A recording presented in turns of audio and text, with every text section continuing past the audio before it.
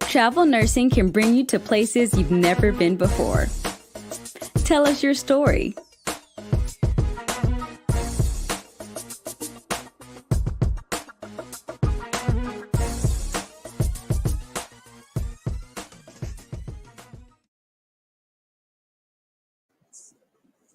Hello, it's Rita at the Travel Nurse Channel one more time. It's Tuesday, 10 a.m.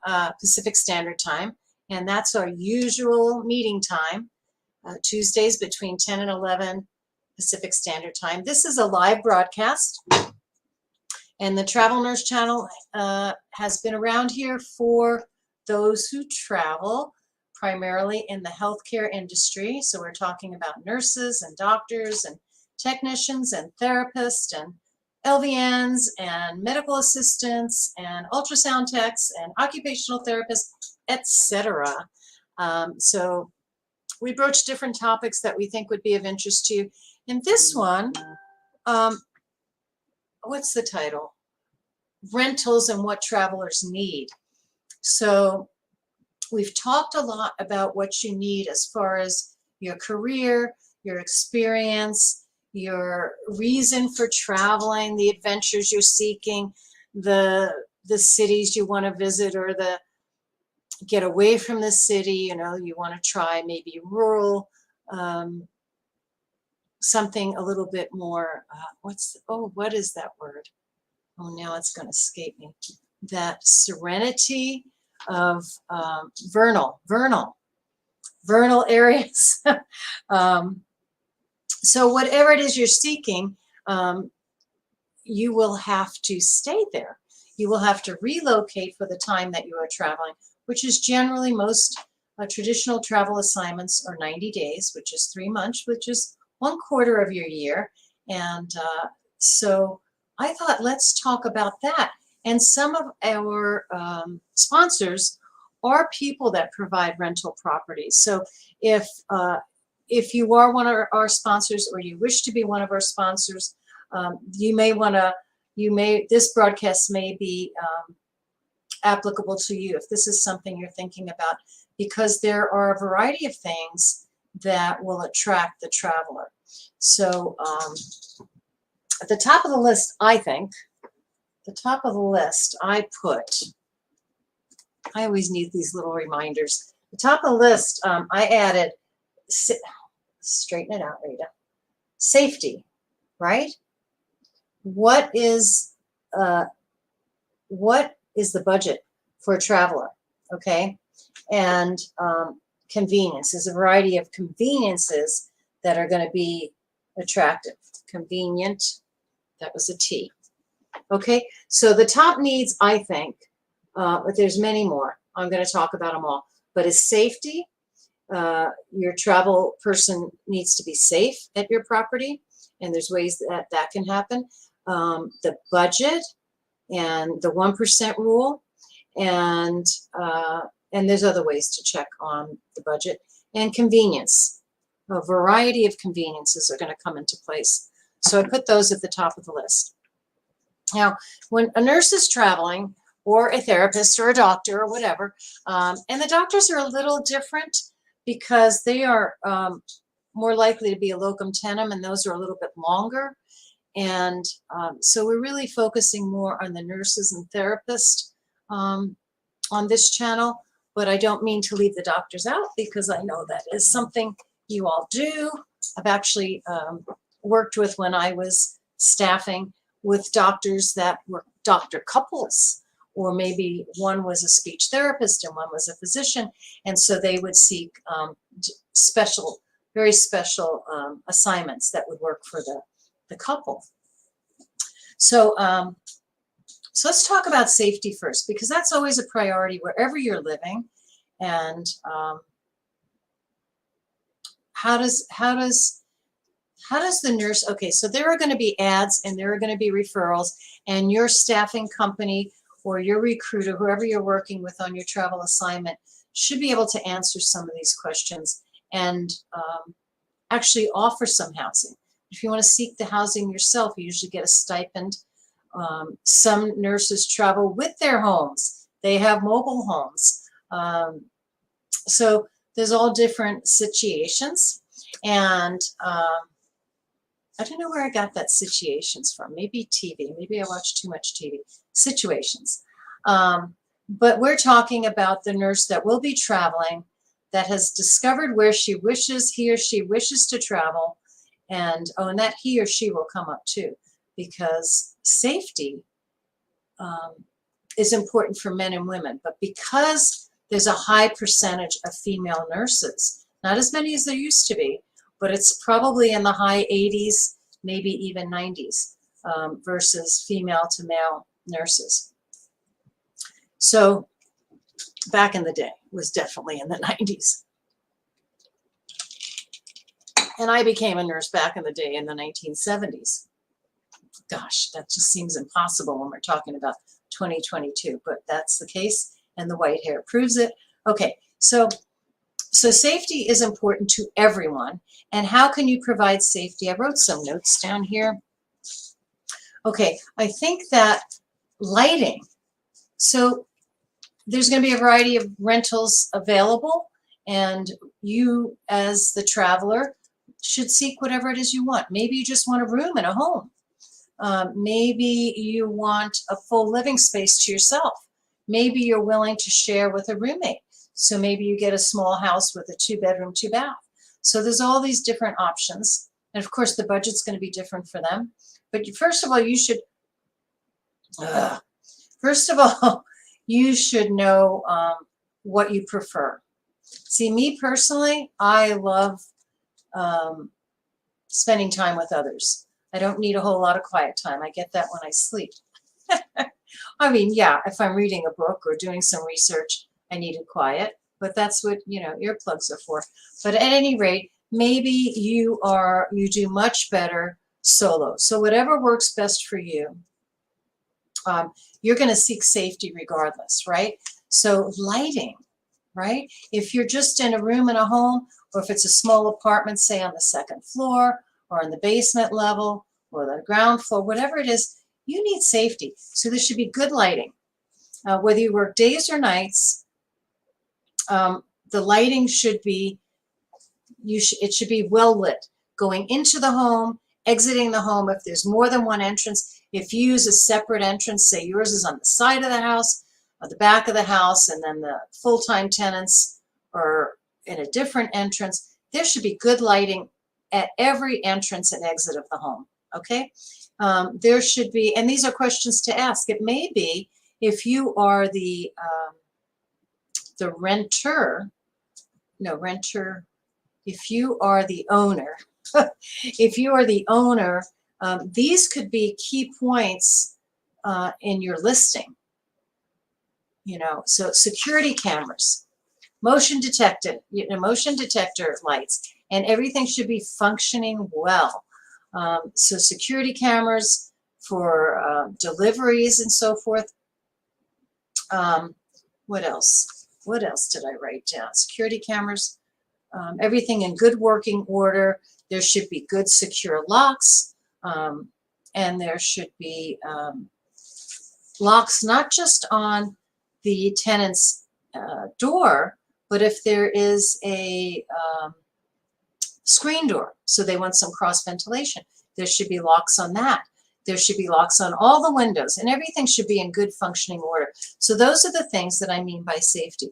And it could be that your neighborhood, because if it's a big city like Los Angeles or Chicago or something, the various neighborhoods could have ratings for safety.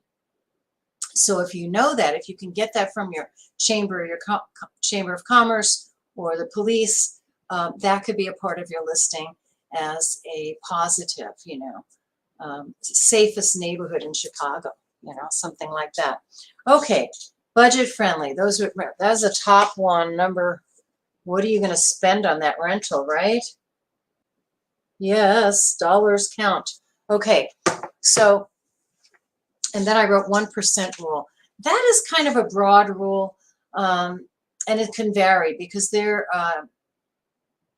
for whatever reason, some homes could have very, very high dollar values. But that 1% rule, for example, If the house is a 200 and something $1,000 home, the 1% would put your rent at about 2,000.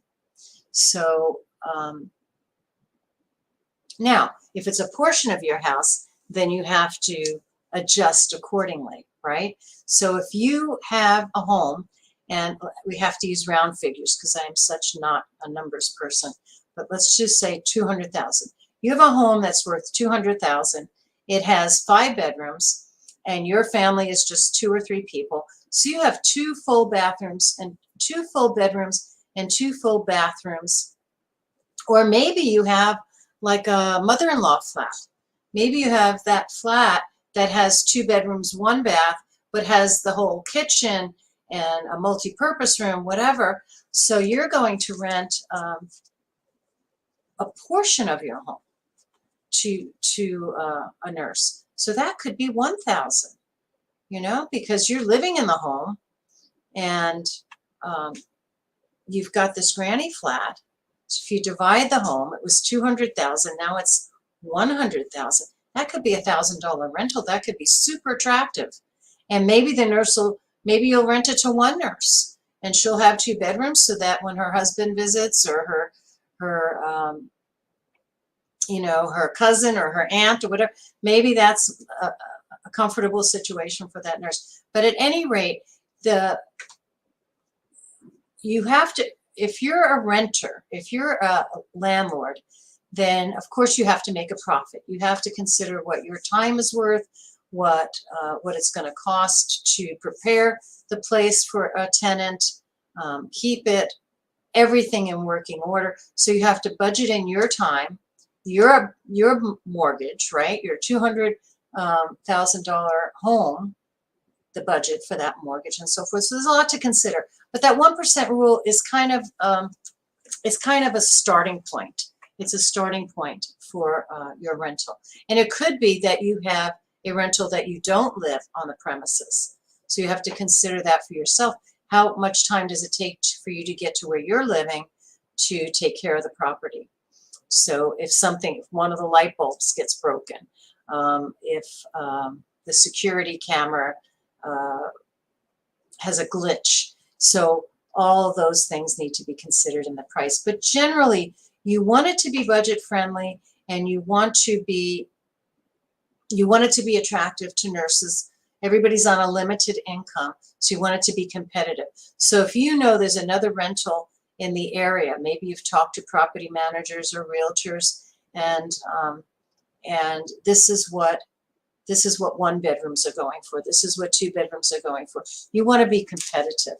Even though your house may be closer to $300,000 in value, you want it to be competitive. Particularly, like I said, if your home is worth $200,000, maybe $300,000, but you're renting out a portion of it, you want to adjust that rate for that situation. So budget friendly is very important. Nurses will be looking at that. They have a budget, certainly. They're traveling, they're making a living, and maybe they have their own property that they're still paying a mortgage or rental on. So you want to really, really consider the budget carefully from both perspectives, from the traveler and from the owner. What did I put down? Convenience.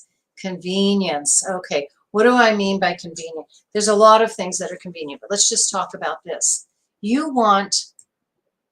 nurse will need to work, right? Either 5 days a week, 3 days a week, 5 nights a week, maybe overtime, maybe doing mad shifts, maybe doing, 5 or 6 12-hour shifts each week.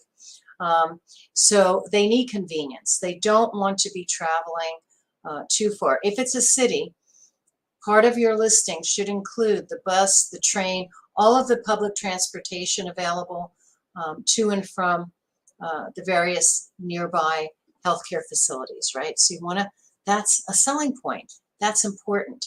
If I were choosing to go to a different city or a different location for my assignment, it would make a big difference to me whether I was traveling 15 minutes or 35 minutes. 15 minutes. I'm tired. I want to get back and relax. I want to get a meal. I want to throw my stuff in the laundry or forget about work for a few minutes. So, so that's definitely important. I would if I were a renter and if I were a landlord, I would definitely mention the convenience to hospital A, B, and C. 15 to 20-minute max to these 3 major medical centers. Really important thing to provide that kind of convenience. What else did I list under convenience? The commute, the public transportation. Okay. I'm going to put this one in now because it's not under the major listings of what's important and what you're going to need when you travel. Oh, dear me. Hold on one second. This is live, by the way, folks, and you can comment anytime. I forgot to open up that line. Oh, Julie, hi. I am about to travel as a nurse. How much training will I get when I first sign up to the new hospital? They mention a hospital dental. Well, I can't speak to that specific. I will look that up. It's called San Lazaro Hospital Dental. Maybe they meant district. San Lazaro. You know, I don't know where that is. I can certainly look it up and mention it in my next broadcast. If you send me your email, I can send it to you as an email, but I don't know specifically that information. But I am about to travel as a nurse. How much training will I get when I first sign up? Okay, so I'm going to interrupt the subject we're on to just say that it's not training so much as orientation. You will be hired for the experience and the knowledge and the practice that you have. So you normally will have 1 or more years of practice in a certain area, whether it's the ER, medical surgical, oncology, critical care, neonatal, pediatric. So you will not be sent to a pediatric unit if you are an adult med-surg or geriatric nurse, right? You will be sent to a pediatric unit if you have 1 or more years of pediatric experience. So you won't get trained in that necessarily. You will get oriented. They may assign you a mentor. They may have, and onboarding is different than orientation as well. Onboarding is sort of the nuts and bolts of the assignment.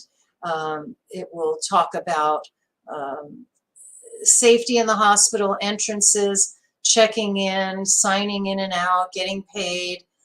A lot of the nuts and bolts of important education, a lot of things that are probably well taken care of between you and your recruiter and the hiring person at the hospital, but it's a review. All the paperwork is relisted. Maybe some things got lost in translation and transactions. So it's always a good idea to continue to have your little booklet of goodies, your credentials, your license, your healthcare stuff, your physical, your vaccinations, etc. Even though a lot of those things should have been squared away ahead of time. But then there's always additional, maybe, you know, there's certain safety quizzes and exams and paperwork and check off a list and so forth that may be happening at the onboarding. So there's onboarding, there's orientation, there's mentorship, and training not so much, unless there's something very specific. If they've just instituted something new in that pediatric unit, some special IV equipment or bed equipment, they would certainly train you on the, you know, the newest and the latest, the greatest. I recently, for example, had an exam and I said, is there anything new? It doesn't look new, right? And they said, no, this was top of the line, but it isn't particularly new. So, so if something is brand new, just came out in 2021, and it's top of the line, and not every hospital's using it, but you happen to be traveling to a university hospital, they will probably provide that updated training on the new equipment. So great question, but I don't know. Yeah, when I first signed up in the new San Lazaro Hospital Dental, maybe you meant hospital district. If you want to email me, it's Rita, Rita@travelnursechannel.com, Rita@travelnursechannel.com, or call, or I will, if I don't hear from you, look up San Lazaro and see if I can get more information for you. Great question. Okay, back to the next. So we talked about safety. We talked about budget friendly. And we're talking from the perspective of the person traveling and then the person doing the renting, right? The landlord. And then convenience. Those were really three very, I think, high on the list of importance. So I mentioned them first, but there's a whole bunch of other stuff. So I'm going to mention this one next. I don't know where it falls on the list for most people, but a good number of travelers are pet owners. And I have a pet.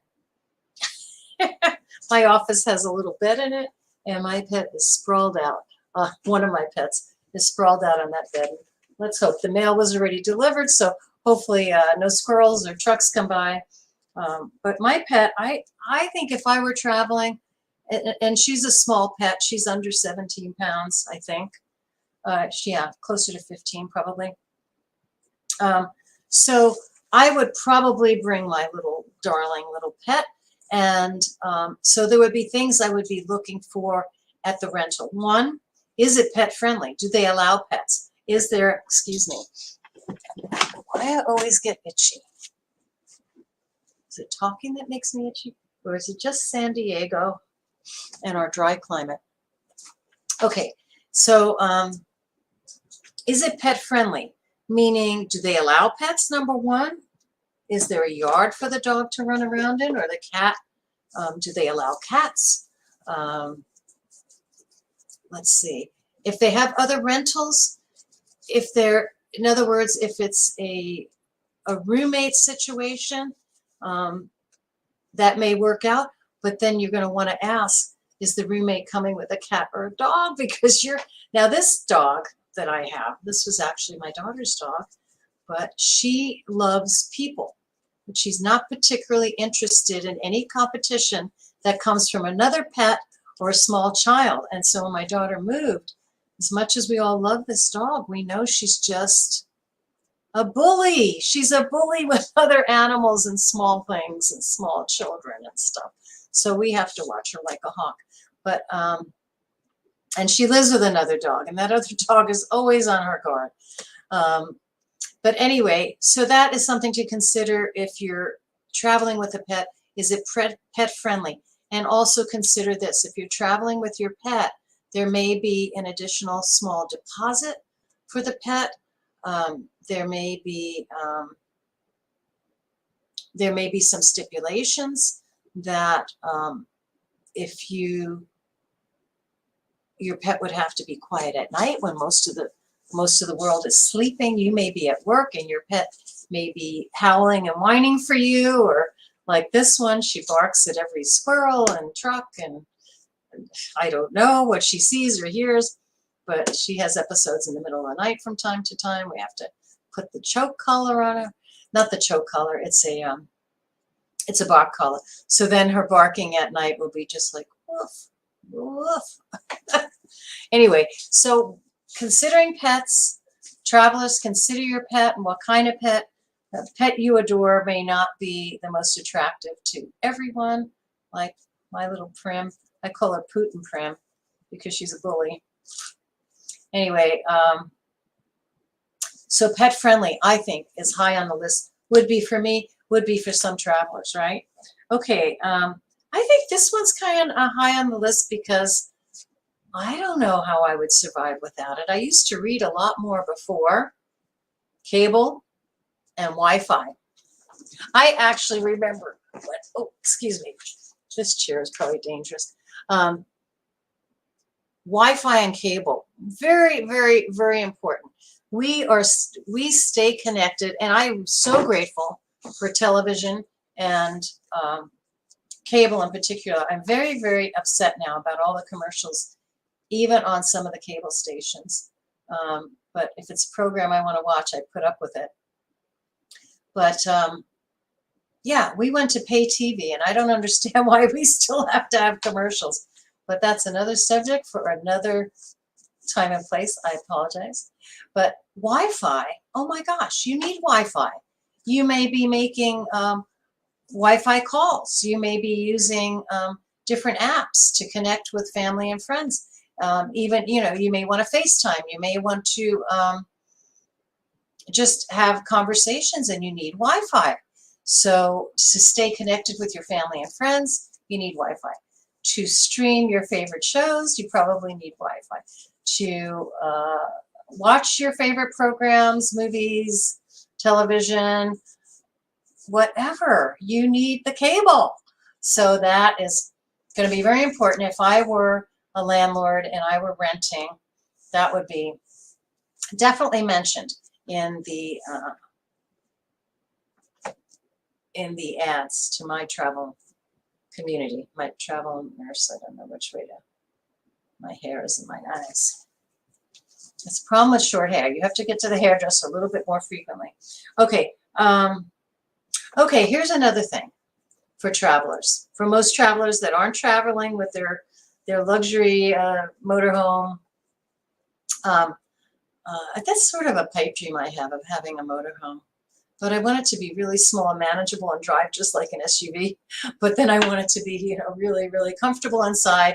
I'm fairly tall. My husband's even taller. So, yeah, I don't know. It would have to be, maybe I should rent one and see what it's all about. It seems very attractive to me. Like those big van motorhomes that Dodge makes and Mercedes makes, they just look so cool to me. Like when I've gone to the Grand Canyon or certain places where I've hiked, I see people in that and I think that's kind of cool. On the other hand, I like driving a smaller car. So I like the third wheel, fifth wheel, whatever they call it. So you can have your vehicle. I don't know. These are little pipe dreams. I don't know how important they are. Okay, furnished.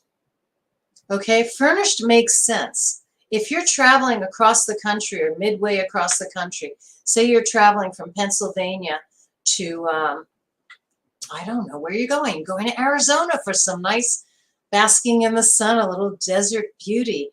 So you travel to Arizona. Yeah, you're going to bring your scrubs. You're going to bring your toiletries, maybe your favorite book or your pillow or whatever. But yeah, you're going to pack a bag and go, right? Whether you drive there or fly there or take a train there, however you get to Arizona, you're going to need the basic living essentials. So you want a well-outfitted kitchen. You need basic utilities for at least, say, 4. 8 would be better. Then you could only run the dishwasher once a week. But you need, some pots and pans, a refrigerator, a freezer, some flatware, some dishware. What do you need? You need a comfortable bedroom with maybe a table and a chair, a chair, a bedside table. Basic, neutral, updated. You don't want it. I remember one of my first times visiting my daughter in San Francisco. I thought, oh, I'll just do an Airbnb.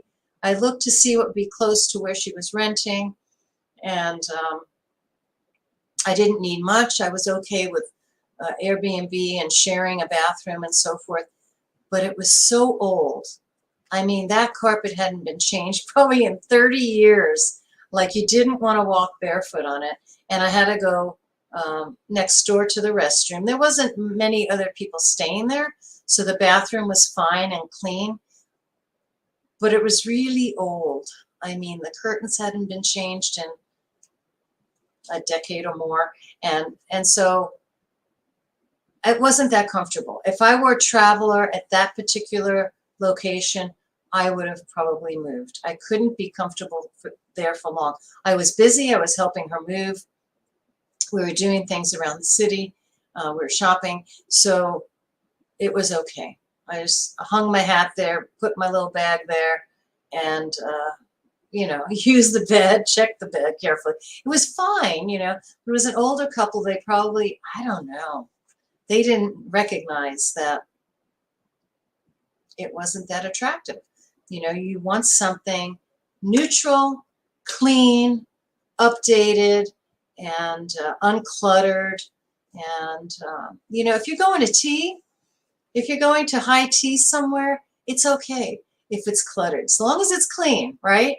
But if you're going to sleep and stay in a place, you just need the essentials, the utilities. You need the Wi-Fi. You need the cable. You need kitchen essentials, a coffee pot, a tea kettle, a pot, a pan, a baking dish, you know. So yeah, those things make life really convenient. Those are not things a traveler for 3 months, more or less, is going to want to, you know, that's costly, right? And it upsets your own home to pack all that up. Now it's different if you're living in a motorhome, then you have those things. But if you're going on assignment, you're going pretty far from home, you want that convenience. So that's yeah, that's what I would say. If it's a furnished apartment, terrific, but don't leave out a spatula, don't leave out a frying pan, don't leave out a coffee mug or 2 or 4. Yeah, you need those things. Okay, so we talked about safety on the top of the list, budget friendly, number 2, convenience, very, very, very important. Safety, very, very, very important. Now we've talked about pet friendly, we've talked about Wi-Fi, we talked about furnished. It's open lines, guys. We're live here on Facebook and YouTube. We are archived, so if you want to check into this video at any time, please do. If you want to email me at any time, it's Rita, R-I-T-A, at travelnursechannel. I'll start again. Rita at travelnursechannel.com. Or you can call anytime, 800-737-6518. And let's get on with things that I think are reasonable to expect that you will need when you're traveling. And if you are the landlord or the person providing the rental, these are things I think are going to be important in factoring in when you want to attract these wonderful travelers. I talked about budget and I talked about pets. So consider your time and what it costs to maintain a rental for a traveler. Consider that they are short-term, right? They're 30 days, maybe, you know, they stay an extra week or 2 to do some sightseeing, or they stay an extra week or 2 because the hospital has asked them. If you're on a tight schedule and you're renting, say, between January and March, and that traveler decides to stay 2 weeks into April, that you might want to put that into your rental agreement. Strict guidelines for staying over, you know, no allowances for staying over 90 days because you have the next traveler coming in and you need that week or day or 2, whatever, to get ready for them. Or maybe you can say 90 days plus or minus optional, you know, so let the traveler know, because these things come up, particularly at the high seasons and so forth.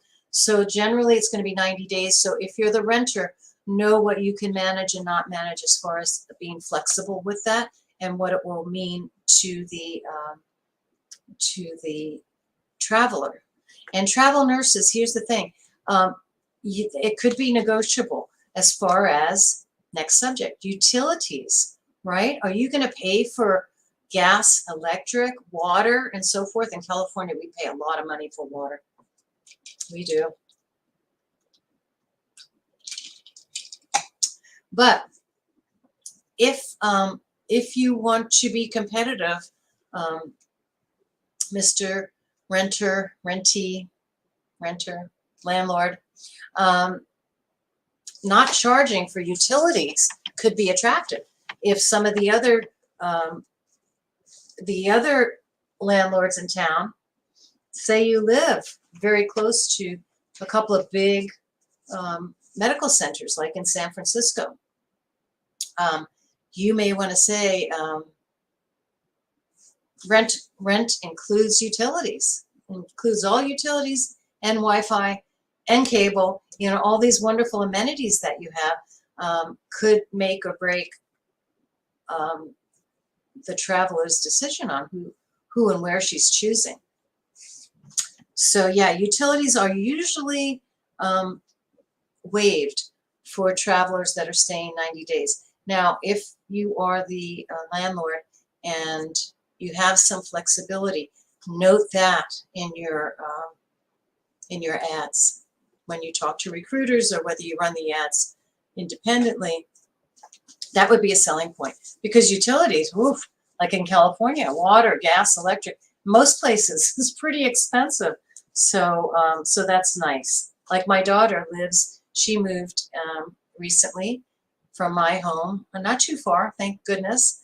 But it's much warmer. She's in a valley. She's in the Temecula Valley. It's absolutely beautiful. It's wine country down here in Southern California. So lots of farms. Wonderful, wonderful for me as a grandma. My granddaughter calls me Yaya, and we get to go to farms all the time. We went to an alpaca farm. We went to a place called what is it called? Pickle something. And it's like a farm zoo. They have a zonkey, and oh, it's just wonderful. Anyway, so I always get off track. What was I talking about? Amenities? What was I talking about? Pet friendly? I'm losing my mind. I'm so sorry. Furnished, neutral. Oh, convenience? Amenities, utilities. Oh, utilities. I was talking about utilities. How did I get into farms? Anyway, I'm so sorry. I digress all the time. All right, I'll read you this note that I made to myself, maybe get myself back on track.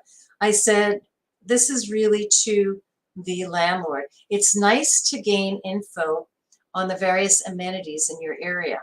You want to educate yourself so that you can educate the traveler on your area, on your city, on your area that may be more rural.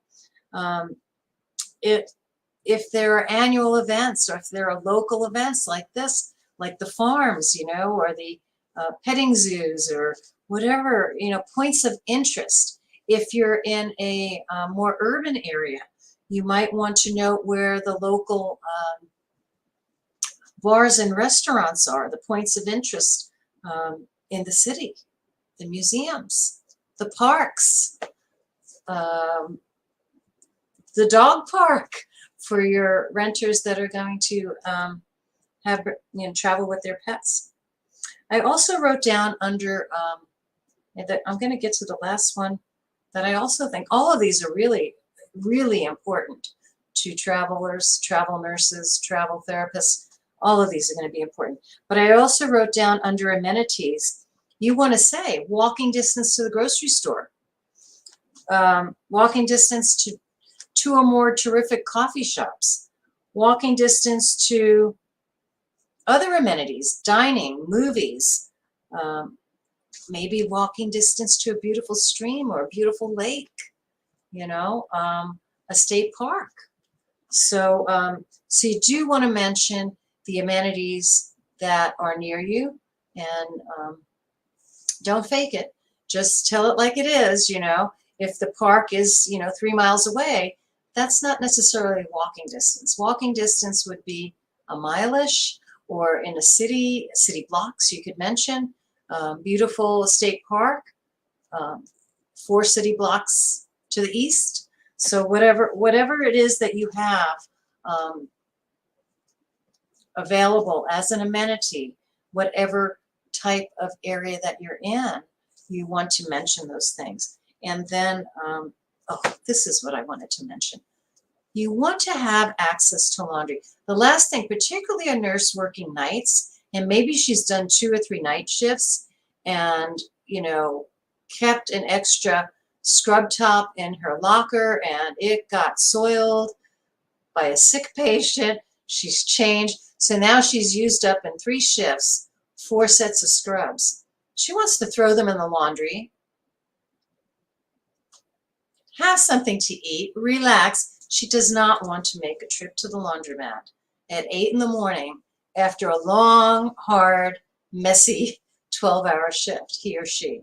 So if you have access to a laundry, if it's either in the apartment or if they're renting a room, they have access to it. Maybe laundering access is between 10 a.m. and 10 p.m. or 9 a.m. or 8 a.m. and 8 p.m. Whatever works for the household, you do want to mention that. Or 24-hour laundry access. You know, if it's in the basement, it doesn't disturb anybody. They can go into that entrance, throw in their laundry, go back up, have a cup of tea or whatever, glass of wine, beer, whatever they like, and then get it into the dryer and know that when they wake up, they've got their scrubs, right? All right. So laundry. I did want to mention laundry, and then the final thing I wanted to mention. This is going to be important, and if you've really thought it through, and if you've thought of some of the things I've mentioned, maybe other things, maybe you want to say easy access, no stairs, pet friendly, whatever positive things that you can add to your ad for bringing in wonderful travel nurses and travel healthcare personnel. You might want to mention positive reviews. People Yelp, people write reviews. You might even get some personal notes of gratitude. I've often done that, just in any situation that just struck me as particularly positive and nice and above and beyond. I like to mention that to people. So if you put it in writing, if you send an email, send a letter, send a text, whatever, that can be mentioned in your calling card for your whatever space you're renting. Your budget friendly, pet friendly, amenity rich, Wi-Fi cable, all these wonderful things that you provide. Safest neighborhood in Chicago was one of the things I thought would be a selling point. These are the things that people are looking for. I appreciate your comments. I did hear from Julie, and she wants to know about a nurse. She's about to travel to San Lazaro. If anybody knows about a San Lazaro hospital, let me know. Will I get training was her question. And the answer is sort of. It might not be called training. It'll be called orientation. And that can be a full day or two. They might also provide mentoring for new travelers, for travelers. If you're traveling to the same place and you've been there within, the last 6 months, you might say, I did do a full orientation when I was here in January, so I'm coming back in May. I can waive that if you want to waive that. So there's a lot to be considered. We're talking about going on travel assignments and what you need, and we've talked about it from a professional standpoint. What do you need, and what do you want, and what do you seek? But I thought it would be important to talk about it from the living situation, and I hope that you have a lot of positives. And I'm sure your recruiters can guide you, but I think having that information yourself helps you know what to ask for. So if your recruiter mentions, oh, we've had great success with people housing over here, we have 3 or 4 options for you, whether you want a roommate, don't want a roommate, bring your pet, don't bring your pet. But maybe you didn't talk about the budget. Maybe you didn't talk about laundering. Maybe you didn't talk about Wi-Fi and cable. Is that an additional fee? And what is the fee? Is it convenient? What are the amenities? I really love going and sitting, having a cup of coffee with another nurse that I've met. And, my room is small, so it'd be really nice to meet him at a coffee shop. We're talking about taking a dance class together, whatever. So it's really nice to know. It's really nice to know. Maybe you meet another traveler or meet someone, not a traveler, just someone that you click with, and they have the same breed of dog. You both have small dogs or whatever. And you say, oh my gosh, I'm walking distance to this great state park. Come on over, we'll meet, we'll have coffee, we'll take the dogs out, whatever. There's lots and lots of positives, and they're simple, but if you don't ask, you won't know. And so, hence my my topic for today. There'll be a different topic next week. Maybe there'll be a guest. I'm always reaching out to guests. If you would like to be a guest, please do. Please do. I have small gifts for people that are guests on my show. Yeah, they usually have to do with coffee. They could have to do with wine. It just depends on what your interests are. But yeah, I'd love to have a guest. We've had financial guests. We've had time management. My gosh, it was so wonderful having her. Maybe she'll come on again. A great speaker, a great gal. Her name escapes me at the moment. But we've had financial people on the show. We've had nurses on the show. We've had travel nurses on the show. We've had hospice nurses, wellness nurses. Professor, my friend, the professor's been on the show. So we are just here for you.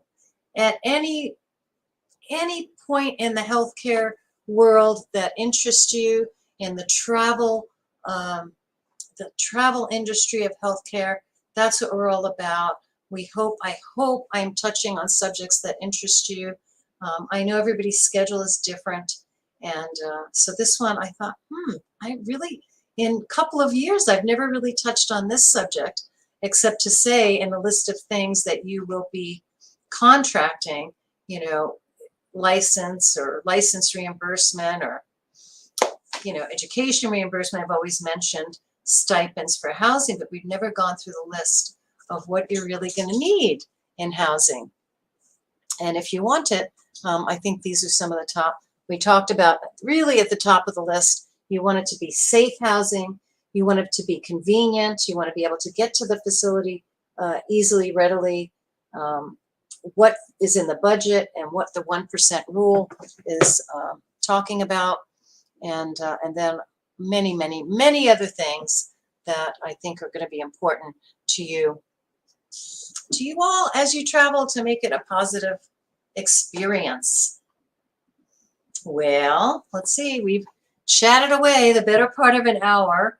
And so hang on, I've got a lovely gal in a nursing costume to send us away. So email me anytime, Rita@travelnursechannel.com. I'd love to hear from you. I'd love for you to speak about whatever you'd like to speak about in the healthcare world. And authors, I'm interested in all these wonderful authors. And, I think I'm going to have to go back, because I met two wonderful nurses when I had my hip surgery back in November. It was the last day in November 29th. So I have a brand new hip. It's functioning well. I'm back to Pilates, back to walking the dogs. Yay. Is it perfect? No. What is perfect? I don't know. I don't know what's perfect, but we can go for it. But yeah. But I met a nurse author there, and I met another wonderful nurse, one of the night nurses.